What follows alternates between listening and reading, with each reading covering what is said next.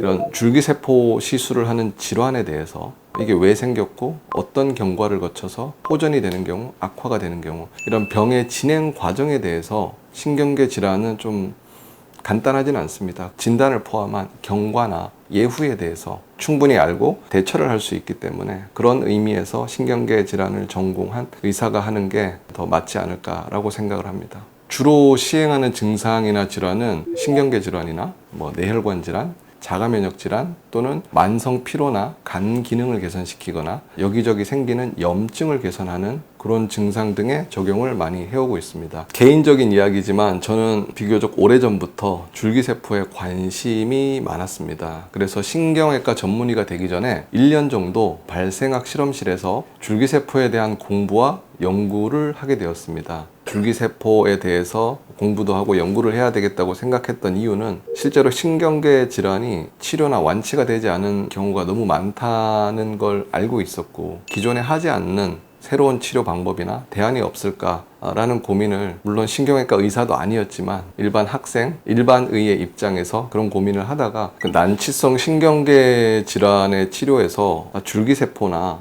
면역세포 같은 세포 치료가 대안이 될 수 있을 것 같다라는 철없던 시절에 개인적인 확신에 의해서 한 1년 정도 실험실에서 연구와 공부를 해봤던 것 같습니다. 그 당시는 아마 황우석 박사님 뉴스로 온 나라가 떠들썩한 시기였기도 했습니다. 1년 정도 발생학 실험실에서 조교로 근무하면서 실험용 쥐를 대상으로 여러 가지 줄기세포 관련된 실험과 연구를 했었는데요. 특히 생쥐의 뇌에 인위적으로 뇌경색을 만들어서 줄기세포를 주입하는 연구에 관심이 많았던 것 같습니다.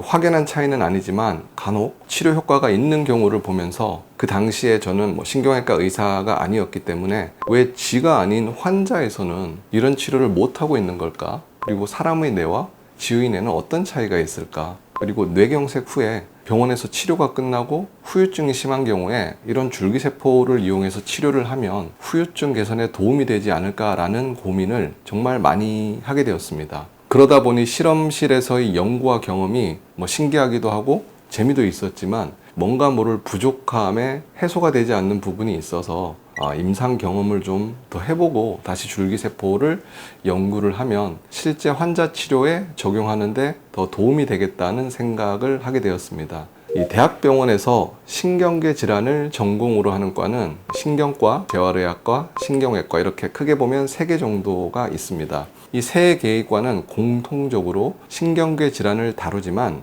접근하는 방식이 조금 다릅니다. 신경과는 신경계 증상을 다양한 검사와 분석을 통해서 이 원인을 찾고 그에 적합한 약물 치료를 주로 하는데 이 정확한 진단이나 감별 진단에 초점을 두는 경향이 있습니다. 그리고 재활의학과는 신경계 질환의 수술이나 치료 후에 재활에 초점을 맞추는 과입니다.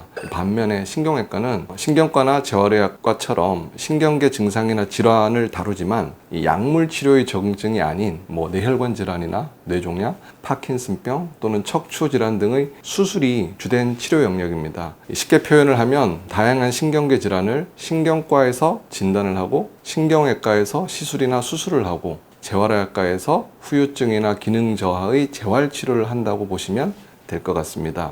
제가 실험실에서 1년간 연구를 마치고 인턴을 하면서 선택한 전공은 바로 신경외과였습니다. 워낙에 신경계에 관심이 많기도 했고 신경외과 인턴을 하면서 신경외과 수술실에 함께 참여를 하게 되었는데 당시에 뇌출혈이나 뇌경색, 뇌종양 환자의 실제 수술 장면을 보면서 책이나 영상으로만 보던 뇌를 실제로 제 눈으로 보니까 뇌가 이렇게 움직이면서 숨을 쉬는 것 같았고 뇌혈관이 박동하는 장면도 설레임을 느끼게 했던 것 같습니다. 그래서 그 순간을 계기로 신경외과에 지원하게 되었습니다.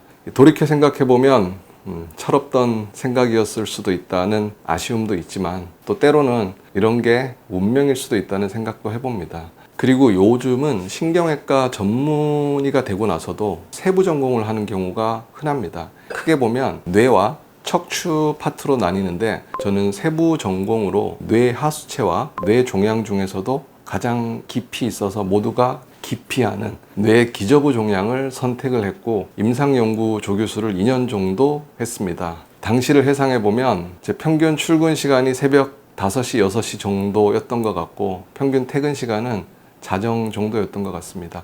지금은 상상도 할 수 없는 일상을 살았던 것 같기도 합니다. 본론으로 돌아와서 7년 전에 일본의 규슈 대학 줄기세포 클리닉 방문을 계기로 이 줄기세포 치료를 실제 임상에서 적용해 봐야겠다는 생각을 하게 되었고요. 이 자율신경 치료와 함께 다양한 신경계 질환과 혈관 질환 환자분들에게 충분한 설명을 하고 현행법상 합법적인 범주인 골수나 지방을 채취를 해서 줄기세포를 분리하고 농축해서 시술을 하는 그런 줄기세포 시술을 몇 년간 해오게 되었습니다. 첫 몇 년간은 대부분 환자가 제가 아는 지인이나 친인척 또는 그분들의 소개로 오시는 분들이었고 최근 몇 년은 일반 환자분들도 생각보다 많이 관심을 가지고 줄기세포 시술을 하고 있는 것 같습니다. 주로 시행하는 증상이나 질환은 신경계 질환이나 뇌혈관 질환, 자가면역 질환 또는 만성 피로나 간 기능을 개선시키거나 여기저기 생기는 염증을 개선하는 그런 증상 등의 적용을 많이 해오고 있습니다.